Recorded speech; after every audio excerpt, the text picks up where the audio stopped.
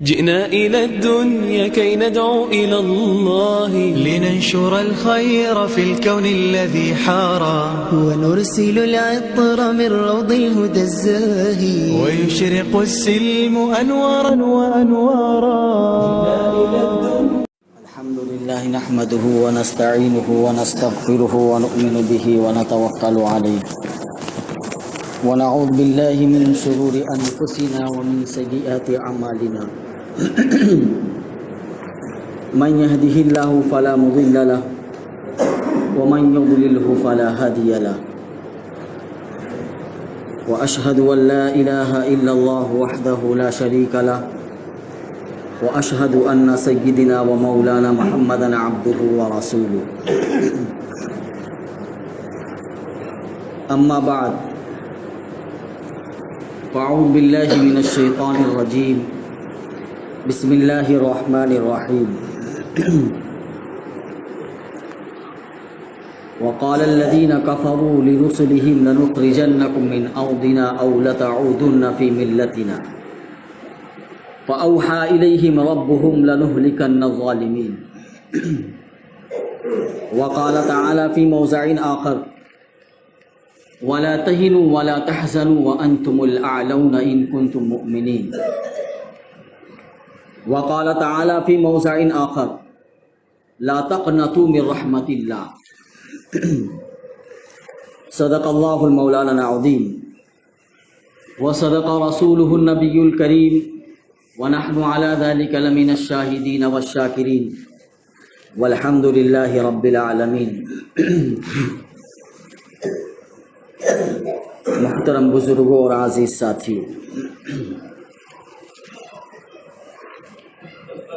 ملک کے جو حالات ہیں وہ آپ سے ڈھکے چھپے نہیں ہیں. سوشل میڈیا کے ذریعے سے اور واٹس ایپ کے ذریعے سے ملک کا بچہ بچہ جو ہے اس ملک کے حالات سے واقف ہے. ہم سب کو معلوم ہے کہ ملک کے حالات کس طریقے کے ہیں اور ہر آنے والا دن ہمارے لیے ایک نئے فتنے اور ایک نئے آزمائشوں کا سبب بنتا ہے. سمجھ میں نہیں آتا ہے کہ ان آزمائشوں اور ان فتنوں سے کیسے نپٹا جائے اور ان حالات کا کس طریقے سے مقابلہ کیا جائے. ملک کے موجودہ صورتحال جو ہے ایک تشویشناک ہے.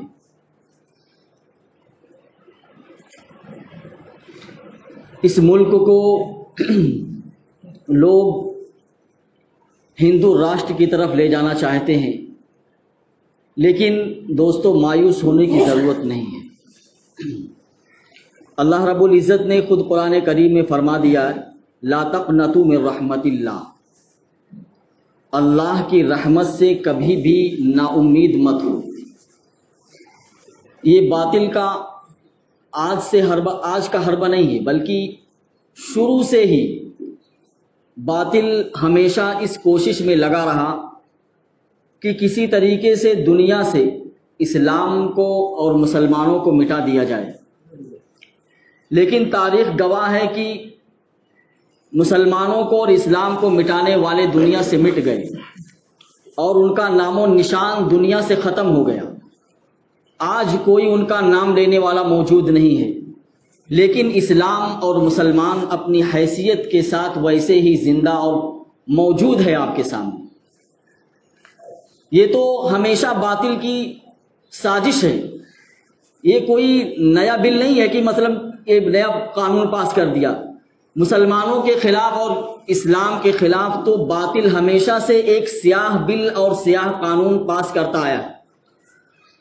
آپ دیکھ لیجئے فرعون کو اس نے کمزوروں کے خلاف اور بنی اسرائیل کے خلاف ایک بل پاس کر دیا. وہ موسیٰ علیہ السلام کے قوم کے لوگوں کے جو کمزور تھے اور ان کے مردوں کو اور ان کے عورتوں کو غلام اور لوڈیا اور بادیا بنا لیا کرتا تھا، اور صرف نجومیوں کی ایک موہوم سی ایک خفیف سی اور نجومیوں کے ایک پیشین گوئی سے اس نے بنی اسرائیل کے لاکھوں بچوں کو قتل کر دیا. اس نے یہ بل پاس کر دیا کہ اگر نجومیوں نے کہا کہ ایک بچہ پیدا ہوگا جو تمہاری حکومت کو مٹا کر رکھ دے گا، یعنی تمہاری حکومت کو نیست و نابود کر دے گا اور تمہارے تخت تاج کو ختم کر دے گا اور تمہارا نام دنیا سے مٹا کر رکھ دے گا، تو اس نجومیوں کی اس پیشین گوئی پر اس نے ایک بل پاس کر دیا کہ جتنے بھی بنی اسرائیل کے بچے پیدا ہو سب کو قتل کر دیا جائے. لیکن اللہ رب العزت نے موسیٰ علیہ السلام کو اسی فرعون کے گھر میں پروان چڑھا کر، موسیٰ علیہ السلام کو فرعون کے گھر میں نشو نما دے کر، پرورش کر کے فرعون کے ظلم و ستم کا خاتمہ موسیٰ علیہ السلام کے ذریعے سے کروایا. آپ دنیا کے کسی بھی ظالم کا حال پڑھ لیجئے، کوئی بھی ظالم اپنی صحیح صورت حال میں موجود نہیں رہا. جتنا بھی ظلم اس نے کیا، جب اس کے ظلم کا پیمانہ لبریز ہو گیا تو اللہ رب العزت نے اپنی رسی کھینچ لی. اللہ کے یہاں ایک قانون ہے کہ جب تک ظالم ظلم کر رہا ہے اور اس کے ظلم کا پیمانہ جب اللہ رب العزت کو منظور ہوگا کہ یہاں تک لبریز ہو گیا ہے،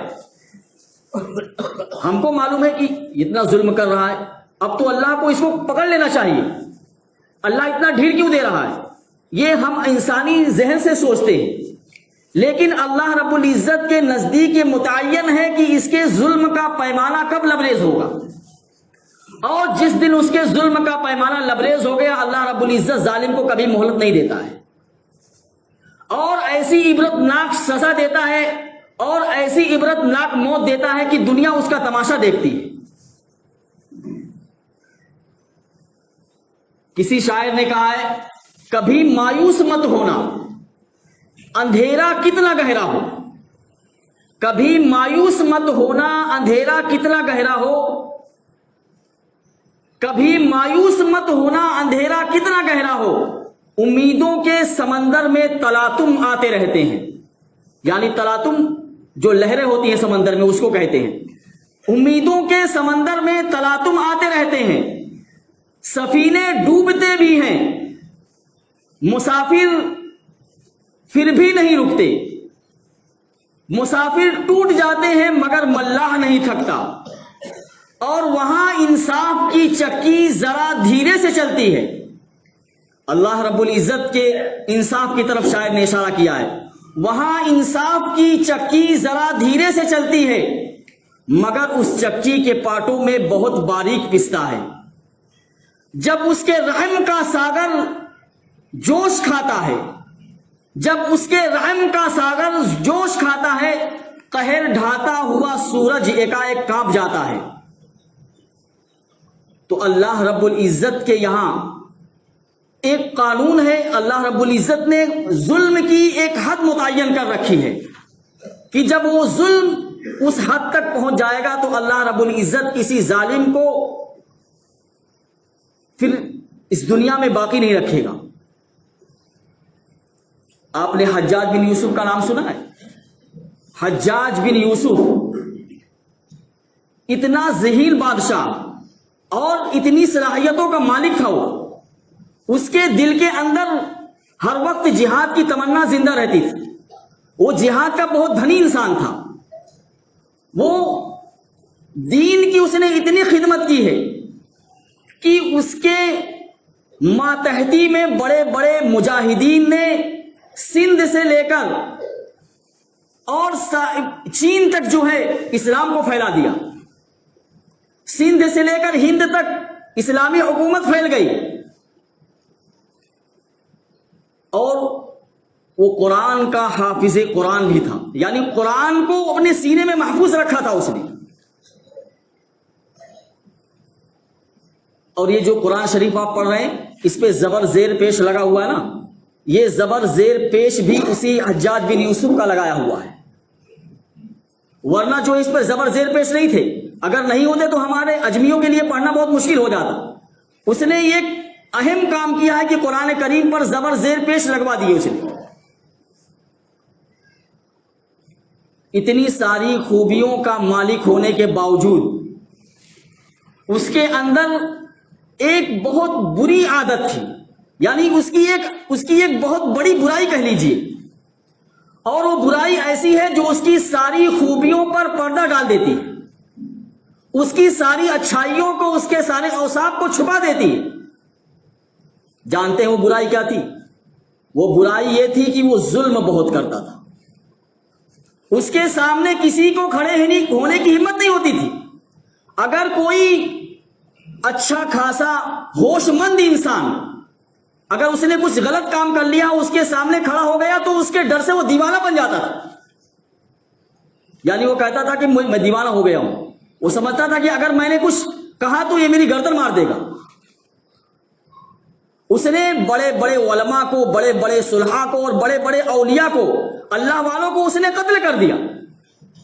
اس کے اندر یہ برائی موجود تھی کہ اس کے ماتحتی میں ایک طرف مجاہدین اسلام کی سلطنت کو اور اسلام کو پھیلا رہے ہیں، دین کی بات ایک دوسرے تک پہنچا رہے ہیں، لیکن دوسری طرف وہی حجاج بن یوسف بڑے بڑے اولیاء کو، بڑے بڑے علماء کو اور صلحاء کو اپنی تلوار کے ذریعے سے قتل کر دیتا تھا۔ اس نے سب سے آخری قتل جو کیا ہے وہ ایک تابعی ہے، سعید ابن جبیر، بہت عظیم ہستی تھی۔ جب حجاج بن یوسف نے سعید بن جبیر کو قتل کیا تو قتل کرنے کے بعد اس کی حالت ایسی ہو گئی کہ جب وہ رات کو سوتا تھا تو خواب میں یا اچانک اس کے سامنے سعید بن جبیر کا چہرہ آ جاتا تھا، اور سعید بن جبیر اس سے پوچھتے تھے کہ حجاج بن یوسف تو نے میرے ساتھ کیا کیا؟ تو نے مجھے کیوں قتل کیا؟ میں نے تیرا کیا نقصان کیا تھا؟ تو نے ناحق مجھے قتل کر دیا۔ اس چہرے کو دیکھ کر اس کی رات کی نیند اڑ جاتی تھی۔ اچانک اس کے سامنے سعید بن جبیر کا چہرہ جب آ جاتا تھا تو اس کا سکون غلط ہو جاتا تھا، اور یہی وہ بے سکونی ہے جو ظالم کو چین سے رہنے نہیں دیتی ہے۔ وہ ہر وقت بے چین رہتا تھا، اور اللہ رب العزت نے اس کے جسم میں ایسی بیماری پیدا کر دی تھی جس کو زمہریر کہتے ہیں۔ زمہریر یعنی دل سے ایک ٹھنڈی ہوا یا ٹھنڈی کوئی چیز نکلتی تھی اور اس کے پورے جسم میں پھیل جاتی تھی۔ دل سے ایک ٹھنڈک اٹھتی تھی اور پورے جسم میں پھیل کر اس کے پورے جسم کو ٹھنڈا کر دیتی تھی۔ اس کی ٹھنڈک کو کم کرنے کے لیے اس کو آگ کے پاس لے جایا جاتا تھا تاکہ اس کی گرمی سے اس کا ٹھنڈا جسم جو ہے گرم ہو جائے۔ آگ کی انگیٹھیاں اس کے پاس سلگائی جاتی تھی، اور اس کے جسم کی چمڑی کو جو ہے اس آگ سے اتنا قریب کر دیا جاتا تھا کہ جسم کی چمڑی اس کی جل جاتی تھی، مگر اس کی ٹھنڈک کم ہونے کا نام نہیں لیتی تھی۔ اتنی سخت پکڑ اللہ رب العزت کی ہوئی۔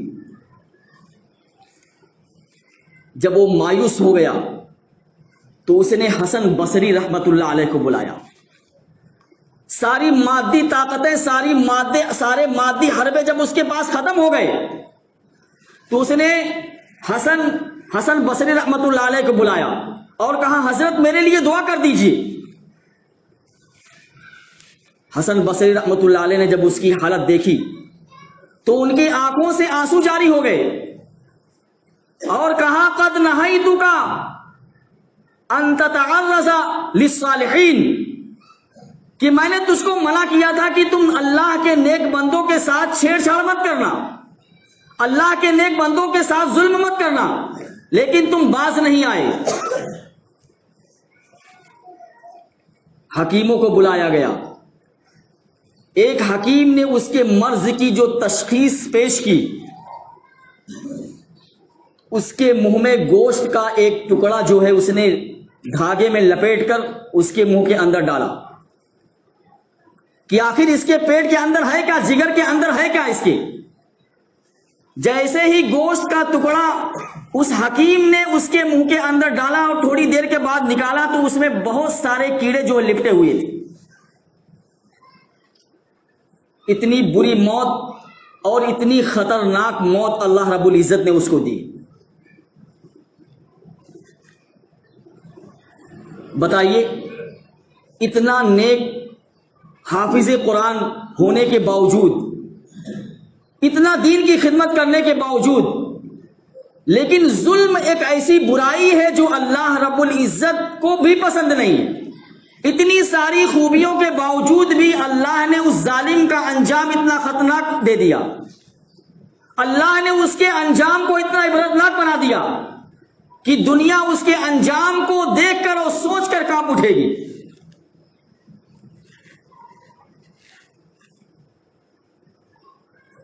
یہ جو ظلم ہم پر ہے نا, آپ اللہ کی رحمت سے مایوس نہ ہو, بلکہ آپ یہ کوشش کریں کہ آخر یہ ظلم ہم پر کیوں ہو رہا ہے. ایسا تو نہیں ہے کہ سارا کا سارا انہی کا قصور ہے یا ہمارا بھی کوئی قصور ہے اس میں. دیکھیے جب یہ حالات پیدا ہوتے ہیں نا تو ہماری 3 شکلیں یا 3 کیٹیگری ہو جاتی ہیں. ہم 3 گروہ کے اندر بڑھ جاتے ہیں. جب ایسے حالات پیدا ہوتے ہیں تو پہلا گروہ مسلمانوں کے اندر ایسا ہوتا ہے جو خوف محسوس کرنے لگتا ہے, اور دوسرا گروہ ایسا ہے مسلمانوں کا جو مایوس ہو جاتا ہے, اور تیسرا گروہ مسلمانوں کا ایسا ہوتا ہے جو تشدد پر آمادہ ہو جاتا ہے. یہ تینوں کیٹیگری جو ہمارے اندر, یا یہ تینوں شکلیں جو ہمارے اندر پیدا ہوئی ہیں, یہ تینوں کے تینوں شریعت کے اندر پسندیدہ نہیں ہیں. دیکھیے خوف انسان کو محسوس ہوتا ہے, ٹھیک ہے خوف انسان محسوس کر رہا, لیکن اللہ رب العزت نے کہا کہ لا تقنطوا من رحمت اللہ, اللہ کی رحمت سے کبھی بھی مایوس مت ہو. اور تشدد, تھوڑی سی بات پر تشدد پر اتر آنا, توڑ پھوڑ کرنا یا ایک دوسرے کو برا بھلا کہنا, یہ اسلام میں پسندیدہ ہے ہی نہیں. اسلام کبھی بھی تشدد کی اجازت دیتا ہی نہیں ہے. اسلام تو امن اور شانتی کا مذہب ہے.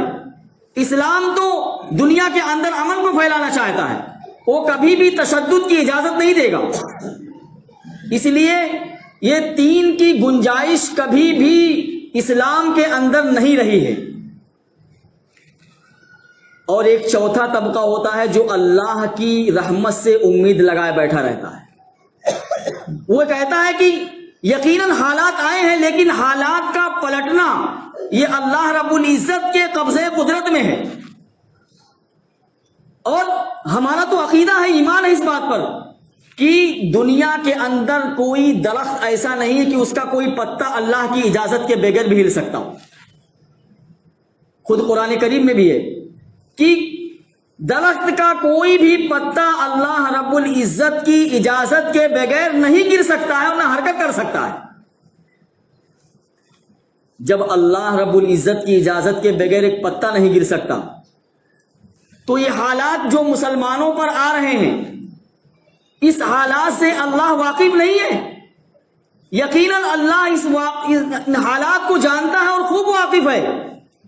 ہم ذرا اپنے گریبان میں منہ ڈال کر دیکھیں اور ہم اپنے بارے میں سوچیں کہ حالات ہمارے اوپر کس بنا پر آئے ہیں. سارے کے سارا دوسروں کا دوش نہیں ہے. ہمارے کچھ فیصلے ایسے ہوتے ہیں جو آسمانی ہوتے ہیں.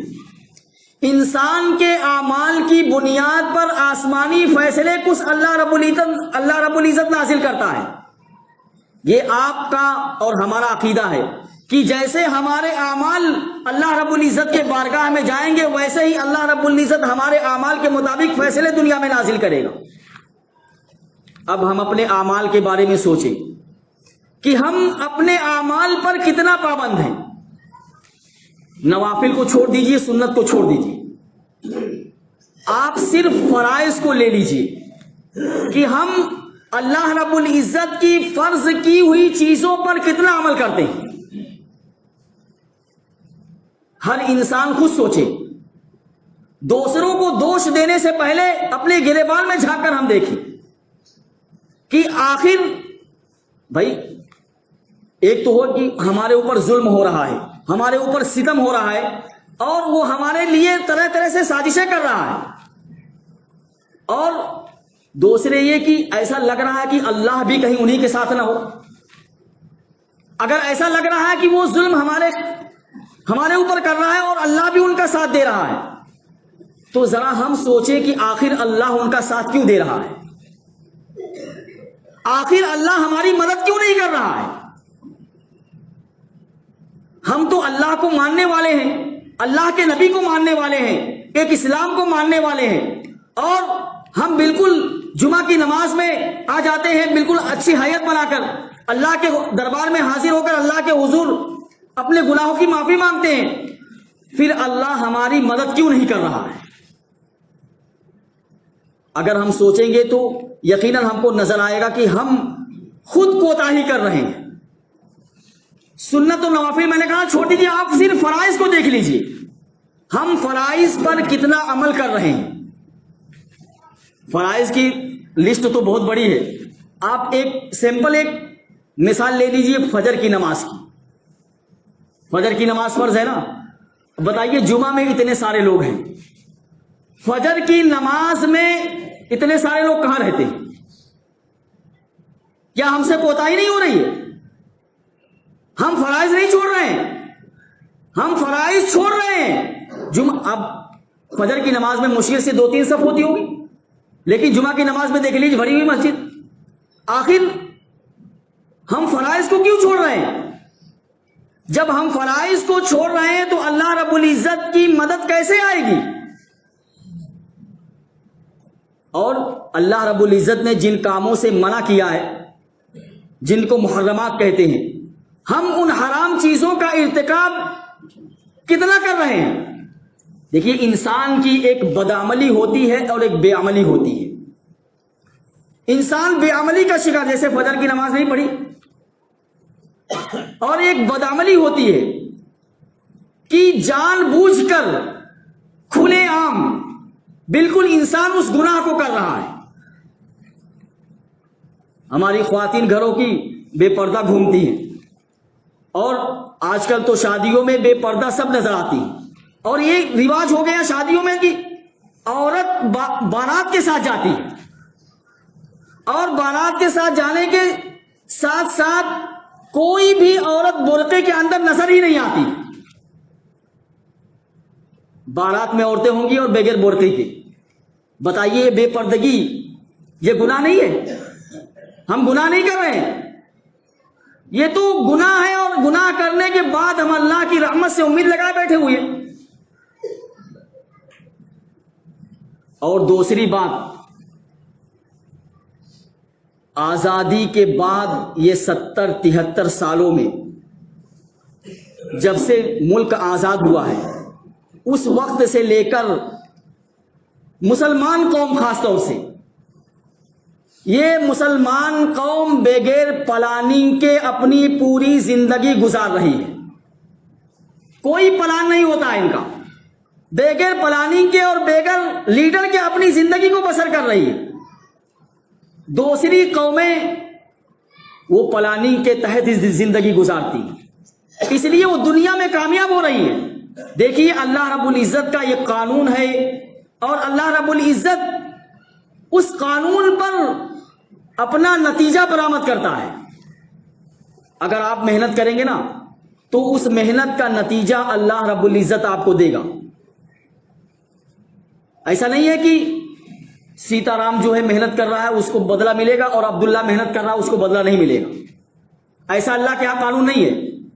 اللہ کے یہاں قانون ہے کہ جو بھی تم محنت کرو گے اس کا نتیجہ اللہ رب العزت برآمد کر دے گا۔ یہ دنیا اسباب پر ٹکی ہوئی ہے، جیسا آپ سبب اختیار کریں گے ویسا ہی اللہ رب العزت نتیجہ آپ کے لیے برآمد کرے گا۔ ان لوگوں نے 70-73 سالوں میں بہت محنت کی ہے، تعلیم پر، ایجوکیشن پر اور دیگر چیزوں پر بڑی محنت کی ہے۔ ابھی رپورٹ آئی ہے کہ تعلیمی یا ایجوکیشن کی کہ مسلمان بچے ایجوکیشن میں بالکل نچلی ذاتوں سے بھی بالکل گئے گزرے ہیں، یعنی ان کا معیار تعلیم جو ہے نچلے ذاتوں سے بھی گرا ہوا ہے. وہ لوگ محنت کر رہے ہیں اس لیے کامیاب ہو رہے ہیں. اب میں آپ کو بتاؤں کہ اگر ہندو بھی غیر مسلم بھی اس دنیا میں محنت کر رہا ہے تو اللہ رب العزت اس کی محنت کا نتیجہ اس دنیا میں دے گا اس کو.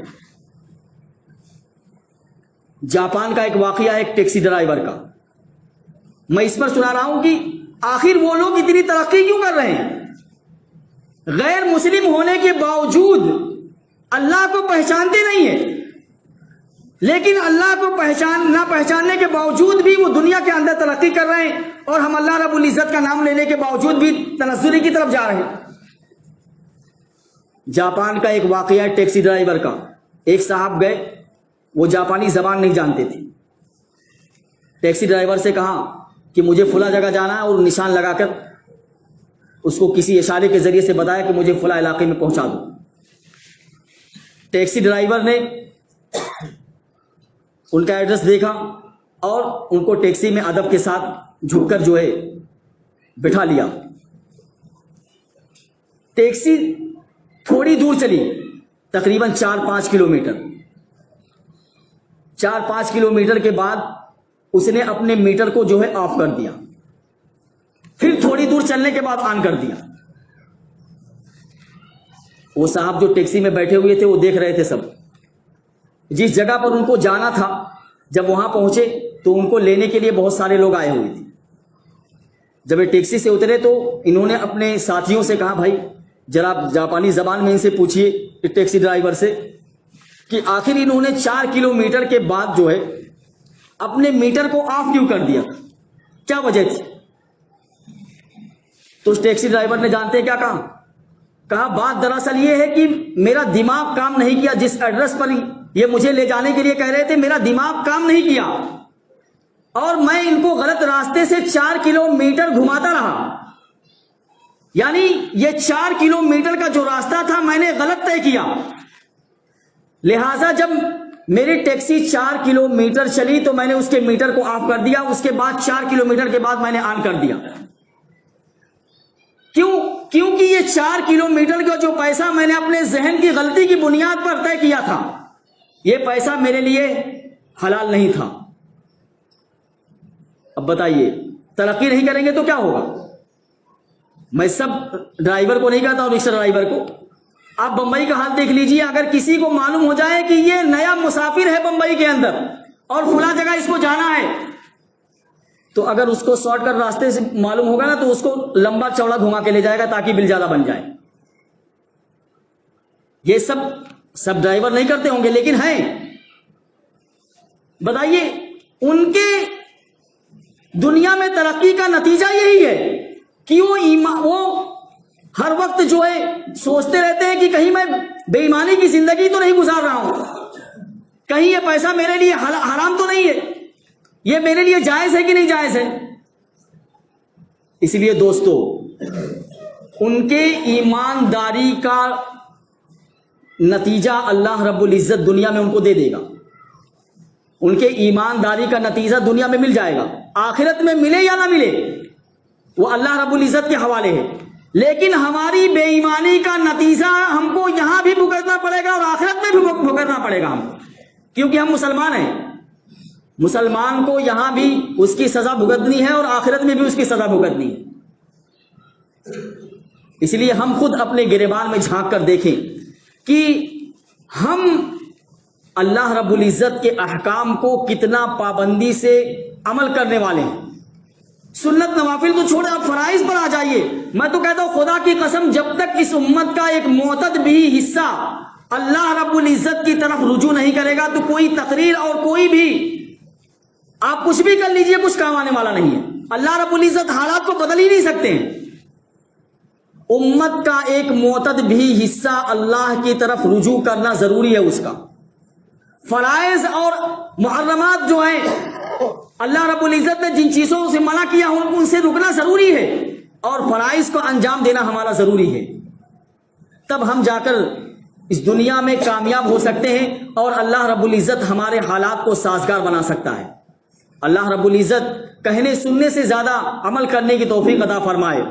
دیکھیے دوستو، میں ایک آخری بات کہہ کے جو ہے اپنی بات کو ختم کرتا ہوں۔ ہم اس ملک میں رہتے ہیں، اب وہ ماحول نہیں رہا۔ کون سا ماحول؟ 1947 کے بعد جنہوں نے ہمارے اکابر کی، ہمارے اجداد کی، جنہوں نے قربانیاں دیکھی ہیں، وہ لوگ اب اس دنیا میں رہے نہیں، چلے گئے وہ لوگ۔ اب ایک نئی نسل جنم لے رہی ہے، ان کو ہمارے حالات کے بارے میں نہیں معلوم کہ ہم نے اس ملک کے لیے کتنی قربانی دی، ان کو نہیں پتا۔ کیوں؟ اس لیے کہ ان کو بتایا ہی نہیں گیا۔ اسکولوں میں اور کالجوں میں جو سبجیکٹ پڑھایا جاتا ہے اس میں صرف انہی کے لوگوں کا کہ آزادی میں ان لوگوں نے بہت اچھا کام انجام دیا، آزادی میں انہوں نے جہاد، آزادی میں انہوں نے اپنی جان کی قربانی پیش کی، اور ہمارے اکابروں نے اور ہمارے آبا و اجداد نے جو قربانی پیش کی ہے اس کا سبجیکٹ میں کوئی تذکرہ نہیں۔ پھر ان کو کیسے معلوم ہوگا؟ ان کو یہ بات پتہ ہی نہیں ہے، اور نہ ہم نے کبھی ان کو بتایا۔ ہم تو اپنے کو نہیں، ہم نے تو اپنوں کو نہیں بتایا، تو ان کو کیسے بتا سکتے ہیں؟ ہمارے اپنے ہی نہیں جانتے کہ ہمارے آبا و اجداد نے کتنی قربانی پیش کی۔ اشفاق اللہ خان، جنہوں نے پھانسی کے پھندے پر چڑھ کر اس ملک کو آزاد کرایا ہے، آپ بتائیے ذرا کیسی، مطلب حکومت کی یہ کیسی سازش ہے کہ جس ملک کے لیے ہم نے اپنے آبا و اجداد کی قربانی پیش کی ہے، اشفاق اللہ خان جیسے لوگ نے پھانسی کے پھندے کو چوم کر اس ملک کو آزاد کرایا ہے۔ آج انہی کی نسل کو، انہی کے خاندان والوں کو اور انہی کے برادری کے لوگوں کو آج حکومت یہ کہہ رہی ہے کہ آپ اس ملک میں رہنے کے لیے پہلے اپنا آدھار کارڈ دکھائیے کہ آپ بھارتی ہیں کہ نہیں بھارتی۔ یعنی آپ کو اپنا آدھار کارڈ، اپنا پروف دکھانا پڑے گا کہ آپ اس ملک کے دیش واسی ہے کہ نہیں ہے۔ صحیح بتائیے، اگر اشفاق اللہ خان کو یہ بات معلوم ہو جاتی کہ میری آنے والی نسلوں کو کل یہ دن دیکھنا پڑے گا کہ ان کو اس ملک میں رہنے کے لیے یا اس ملک کا شہری ہونا ثابت کرنے کے لیے ان کو یہ پروف مانگنا پڑے گا، تو کبھی بھی وہ پھانسی کے پھندے کو چوم دے؟ کبھی بھی پھانسی کے پھندے کو نہیں چومتے وہ۔ اگر شاہ عبدالعزیز محدث دہلوی رحمۃ اللہ علیہ کو اور فضل حق خیر آبادی رحمۃ اللہ علیہ کو یہ بات معلوم ہو جاتی کہ آئندہ نسلیں، ہمارے آنے والے لوگوں کو، ان کو اس ملک میں رہنے کے لیے ان کو پروف دینا پڑے گا، تو کبھی بھی وہ جہاد کے لیے فتوے نہیں دیتے انگریز کے خلاف۔ آج جو ملک آزاد ہوا ہے یہ ان دو بزرگوں کے جہاد کے فتوے کی وجہ سے ہوا ہے۔ اگر ان دو بزرگوں نے جہاد کے خلاف فتویٰ نہ دیا ہوتا تو قسم خدا کی آج بھی ہم غلام ہوتے ہیں انگریزوں کے۔ ان دو بزرگوں کا ہمارے اوپر احسان ہے کہ انہوں نے اس ملک میں انگریزوں کو بھگایا ہے اس ملک سے، اور جہاد کا فتویٰ دے کر ہمارے اوپر احسان کیا ہے۔ اور آج یہ حالت ہو گئی ہے کہ انہی کی نسل کے، انہی کی برادری کے لوگوں کو یہ کہا جا رہا ہے کہ اس ملک میں رہنے کے لیے آپ پروف دکھائیے۔ کیا ہو گیا؟